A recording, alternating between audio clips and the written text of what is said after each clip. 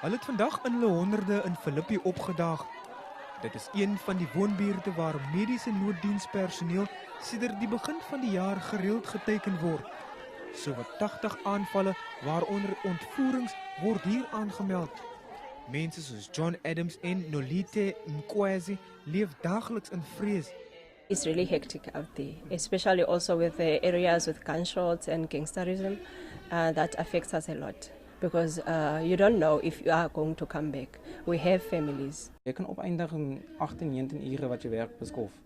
En dan werk je in verschillende skofte 3 dagen en dan 2 nachten en dan is je een paar dagen af. So dit is baie stremming op een mens, dit is baie lang uren en dit is baie stressvolle werk. Maar het is it's a humble job. Ons is mense is lief vir wat ons doen. Ons wil dit nie ophou en ons wil die mense help. Woonbuurte soos Mitchells Plain, Khayelitsha en dorpe soos Grabouw en Atlantis word as gevaargebiede beskou.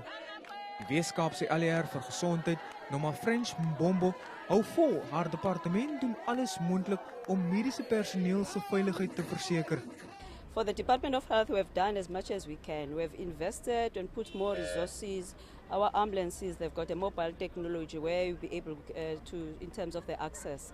Mbombo sê hulle sal voortaan nouer met die Suid-Afrikaanse Polisiediens saamwerk om mediese personeel se veiligheid te verseker. Percival Young, Unies, Kaapstad.